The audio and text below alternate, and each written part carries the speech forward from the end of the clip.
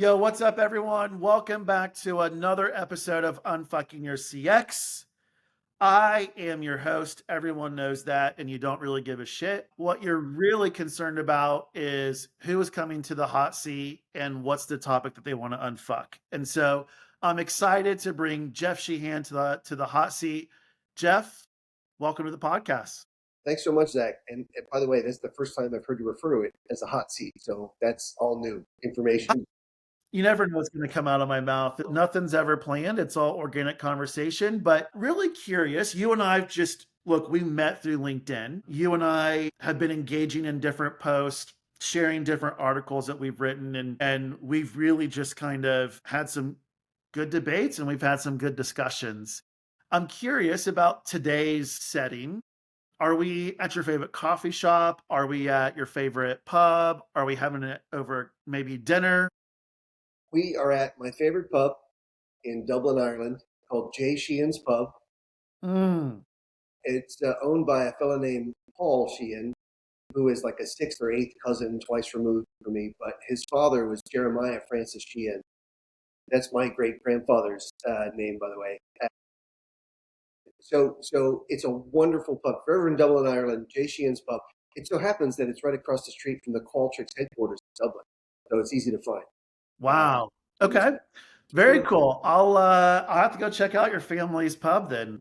I wouldn't say it's a family pub, but the name rings a bell, right? That's right. No, I love it. It's you and I before we actually went live, we were talking about different topics that really are more just platitudes. And quite frankly, I shared with Jeff, I saw this article on Forbes over the weekend where it was, customer experience is the new competitive differentiation. And quite frankly, I've heard that for so many years. And I put it into Perplexity, and Perplexity returned over 278,000 very similar articles dating back 11 years. And so, Jeff, when you think about those specific topics in CX that just make you cringe, like there's many of them, but what's that one specific one that you really want to unfuck today? That is a great question. So the hype today is AI and how AI is going to transform everything with its sort of broad brush, hugely generalized, hyperbolic, breathless claims that you're going to completely reinvent CX with a few bits of software and so forth. That really annoys me because I've been doing this for 30 years. I did the math this morning. I've been through so many technology hype cycles. I remember when networking was there were networking wars and between Novell and all these other competitors and server wars between this Unix and that. And, I've seen the hype so many times to know that when we're in the hype cycle, that stuff drives me nuts. Largely because it just omits the fact that business is full of processes, projects, habits, organizational design that creates silos and other issues and things. And, there's no magic beans in AI, just like there wasn't any magic beans with the CX platforms or the magic beans in these other technologies. They have to be integrated into an environment and contextualized to be useful.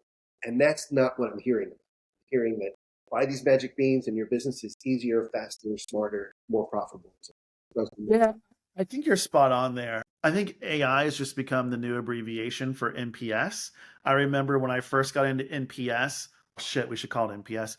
When I first got into CX, it was all about NPS and the benchmarking and where are we at. And quite frankly, our CEOs had no clue what customer experience was. They just knew the other CEOs they were golfing with had NPS scores, and so they needed a score too to like say, "Hey, we're doing this, like we're customer centric."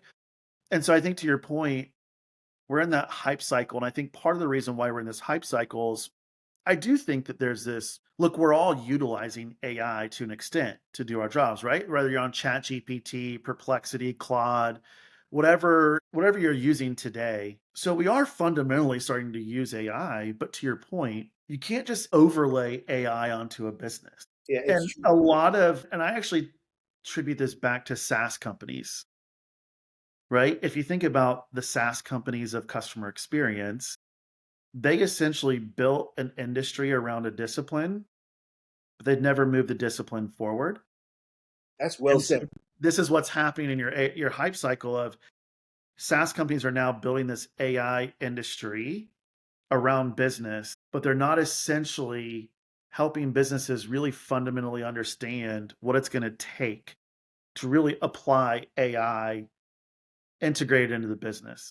Yeah, and when you read the use cases, folks who sort of first movers, right? Those folks that really want to take advantage and innovate with these new tools, you'll see very consistently that they're saying things like you have to have a very focused use case. You have to really understand your bad process, whatever it is you're applying this new technology to. Say it's AI. You really have to understand where your process, how it works, what it is, where it's broken. Otherwise, you're just throwing technology to make a bad process faster bad process or a Yeah. scalable process, right? And so, what I'm reading about folks who have ventured out and applied AI in a very particular way, they get good results, but it isn't this broad, hey, we're just going to push the easy button and the whole company is going to be better, faster, smarter. It's a much smaller scale sort of experiment. And then I sort of bifurcate the two sides of AI where there's a customer facing side where you and I as consumers can go to our bank and get something done with the aid of a agentic AI, for example, and have it be completely comfortable and helpful. And then there's that back office AI, that stuff that whether it's in the IVA, the bot that routes your call when you call in or to the right resource for that resolution that you're looking for, or all the other stuff. So there are industries like banking, for example, that are a little more cautious on the customer facing side of AI and really exploring that back office stuff first. And then Yeah. there's businesses that are born on AI, so to speak, and they're leading their customer interactions are leading with AI. It's not one size fits all. It never has been for any of these Yeah. types of iterations. I totally agree with you on this, and it's one of the things that I'm actually excited for AI. Like I said a couple weeks ago in a podcast that I was participating as a guest, if I were to go back into industry, so if I would go back into retail, the question was, what does your strategy look like today versus what it looked like, you know, 8 years ago? And I said, look, my strategy today would be to have a goal that in a year to two, I would essentially just have agents who are very focused on business outcomes like customer lifetime value, right? They're very focused on the different cohorts of customer from pre acquisition all the way through repeat purchase, customer churn, like those specific levers within the business that drive ultimately customer lifetime value. And the reason for it is consumer behavior is not just moving fast, like it's accelerated and it's constantly changing. And so it's not about removing the human from the loop, it's about putting the human at the center of the loop. But we can't move as fast as what an agent can. Right now, I would have a team that's just consistently monitoring the agent, updating the agent, calibrating it, working cross functionally to solve different problems. So there's still that element of experience design, journey management, those things, but it's working a little bit different. And the reason why I said it's going to take 2 years to get there is because organizationally, you have to be working in that specific like way of working, like systematically, that has to be the way that you work. And a lot of brands aren't that way. And then the other piece is like there's significant skill gaps and competency gaps within your current employee base today that you should be focused on up leveling before you apply. Yeah, there's so many dimensions to. I want to say this: the one of the biggest obstacles to a successful customer experience management program is the organizational design of that business, right? So you have silos, which is a very commonly used word, but what that really means is, for me, a silo is a P&L. I have a P&L. I am a business unit. I live in San Antonio, Texas. USAA is 10 miles away from me. They have an insurance business. They have a car insurance business. They have a home insurance business. They have a mortgage business, banking business, investments, and probably a couple other things that I'm not aware of. That they're all separate entities. And when you call, if I call to talk about my life insurance policy and then I want to talk about my home policy, I get warm transferred from one live person who's very sweet to another happy to help me live person. That is a bit of friction, but it's because of compliance. So that's a reality in this example of that kind of silo. It's a boundary driven by compliance. And that's just one example. Financial services is an easy environment to find those examples. But retail has it. When I call and I have to talk to someone about my refund and my credit card that I didn't get, I'm probably going to get transferred to someone who Yeah. has access to those systems that lets me, that lets them tell me things like that. So I see that is always going to be an issue. That kind of organizational design is the sort of catchphrase I use. And a lot of the tools ignore that. And that's where they run into boundaries where the tools aren't able to deliver these results. The sales guy, the shiny computing sales guy person, convinced me I should have these magic beans for. So there are realities to your point that whether it's skills gap, an organizational issue, legacy tech that doesn't feed data into the new tech, all kinds of things that have to be looked at environmentally, contextually. I wish that was more of the conversation. Yeah. It's so interesting, and we'll get to your player tips in just a second, but I was talking to a direct to consumer retail brand yesterday, right? They're a Shopify e-commerce brand. And ultimately, they've started to leverage agents with contact center. And so one of my questions was, well, I'm really curious. Are you just looking at, for example, containment and speed to resolution, where now instead of a human resolving it, let's say, for example, in 2 minutes, now you can get it resolved in 45 seconds? Or are you also tracking that customer's behavior? Like, what do they do? Do they repeat purchase? Is their AOV higher on the back end? And then I said the last question I have for you in our conversation was really around, if the only thing that you're doing is closing tickets faster, are you ever going to redesign the specific experiences that's causing these frictions in the first place? Or are you just going to say, hey, we're closing these tickets, 60 seconds quicker, and we can do more with less than 10 people, and so now we have cost efficiency in the business as well? Yeah, so you're touching on my theme. You're stepping on my cape. Sorry. No, it's okay. I just wanted to say that out loud for some reason.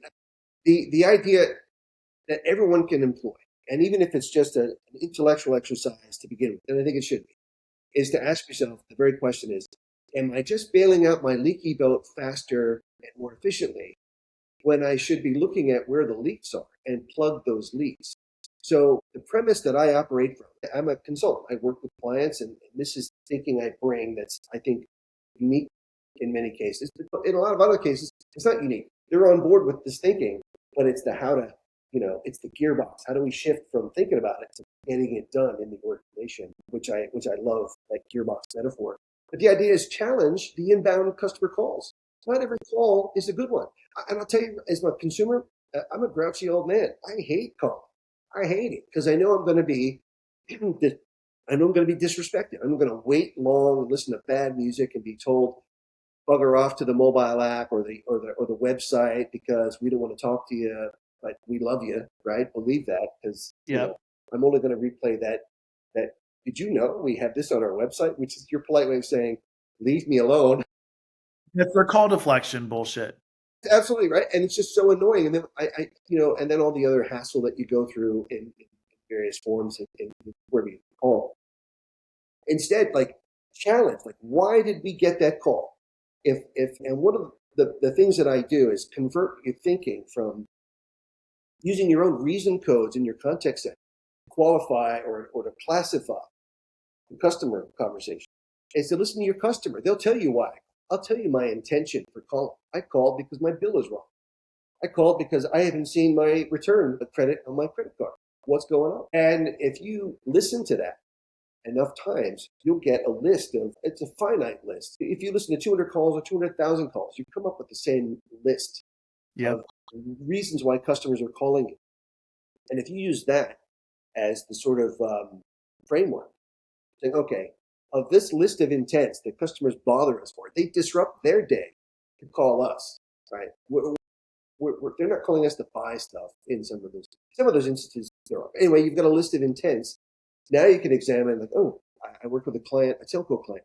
40% of their contact volume, their call volume, had to do with billing, and there were 4 intents around billing. And the thing about telco that's very consistent is, as an example, they have a marketing team offering new promotions. Yeah. This particular business had almost 300 promotional offers, and a billing system, as you know, right? It's a rather rigid system. It has to deal with compliance, and it's only so flexible. It can't just generate like Canva that can just create a whole new invoice for everybody. It's got boundaries to it that have to be dealt with. And so when you get bills that are confusing, because here's the full price, and then somewhere else are the credits and the end of the promotional period, and now your price jack. Like, you have to find a way to get to the root cause of some of that confusion that causes customers to pick the phone, and in some cases around billing. Like, promotional period for me, for example, with my internet service provider was 2 years. I totally forgot that it was a promotional period. And so when my $40 went up to $62 and change, I called. Hey, what the hell? And Yeah. they explained, and that was probably 6 minutes at $3 a minute that you could put back in your pocket if you had sent me a proactive email or something. So there is a Sorry, I think you're so spot on there. I think the big piece, I'm pretty sure this is player tip number one to unfucking this whole AI is going to solve everything, is it goes back to this root cause analysis. Are we even leveraging AI to solve the right thing? And Jeff, what I've found too often in CX is CX practitioners don't even know how to do a root cause analysis. yeah, That's it's probably another topic that we could unfuck. So I love this first tip of like, one, root cause analysis. Are you even solving the right thing when it comes to AI? What's player tip number two? player tip number 2 is technology is not the answer. So for me in my work, I sort of map it back to the way I do the particular thing that I do.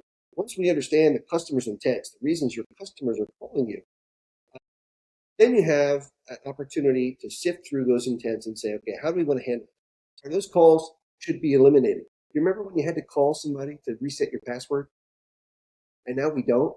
That's an example. You can eliminate that, give that over to technology. I can reset my password in seconds. And I remember working for a big company, a global company. We had a whole building with people and furniture and technology and air conditioning just to reset passwords. We saved tens of millions of dollars by getting rid of that. And Oh it yeah. goes right. So that you can there are right now, whoever's listening, working in a business, there is some percentage of calls you can completely eliminate, and that will give you capacity, right? So imagine adding another minute or two to average handle time because you're not dealing with those low end, fruitless, bothersome calls that piss off your customers and they piss off your business. You should look at where you can simplify. There's a great story from a friend of mine who used to work at Citibank.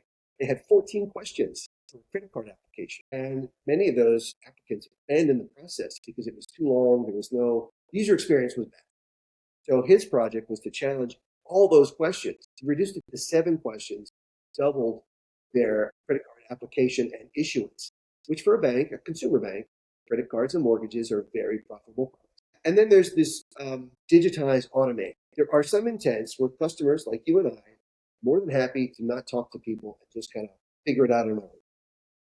And then there's those conversations that are crucial conversations. They're important to me as a consumer. They're important to the business. And, pick an industry and they'll all be different types of the conversations you want to have with customers, think customers want to have with you. So if you move through a process of deliberating, okay, these intents, reasons why customers are calling, how should we treat them? And for the AI stuff, a lot of those AI projects that are done unilaterally to customers, not for customers, customers reject it. They abandon that process and they agent, right? And so you've blown the whole reason, the whole benefit is gone. Well, because a lot of times we design for the business and not for the customers. Exactly right.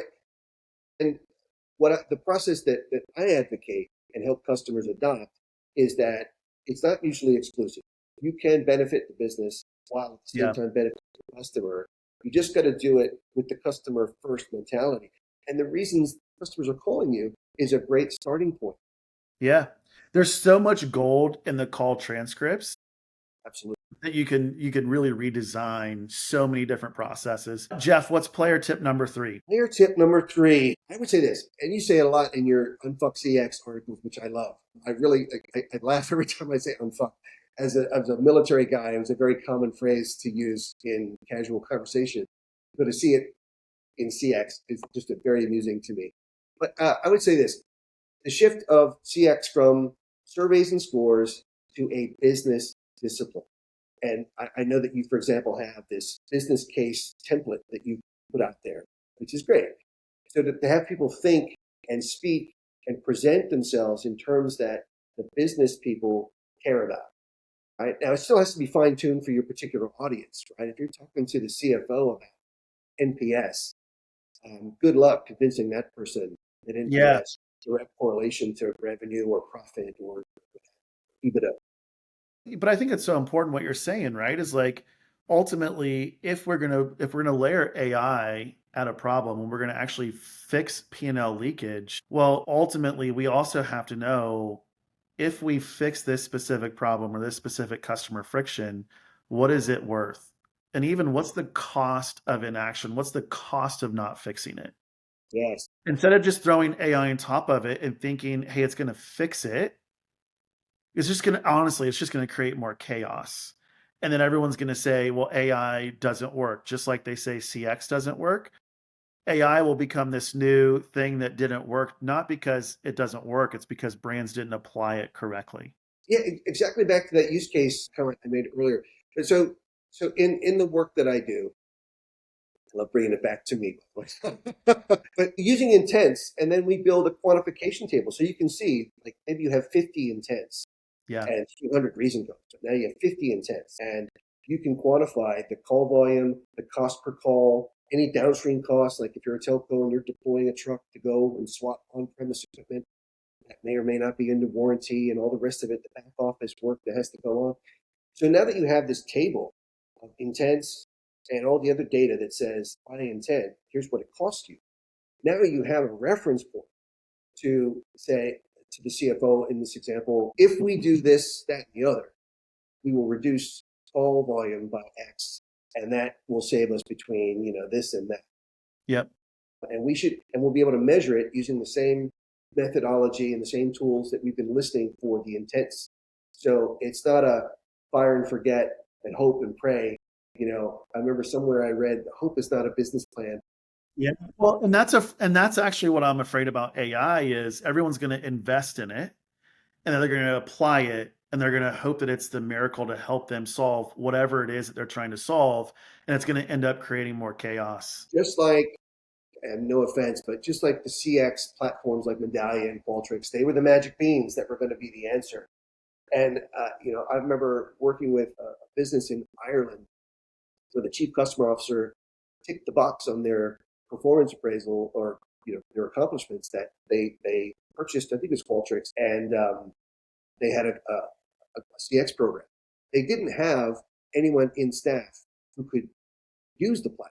They were paying for that software for 18 months before they poached the guy from another bank Yeah. or a bank and came to work for them. But they were paying a Yeah. lot of money for software they weren't using that their chief customer officer It's posted. not the solve, right? Tech is not the solve. Jeff, this has been a great conversations for all of our users. Jeff is very active on LinkedIn. If you want to engage, just with his post and the conversation, Jeff's very active. So, Jeff, thank you for coming to the hot seat, and we look forward to bringing you back. Yeah, thanks so much, Zach. Great to meet you finally in person. Thanks very much for the conversation. I enjoyed it, as I knew I would. Likewise. And yeah, look forward to any other conversations that we can have. Yeah, very cool. Cheers.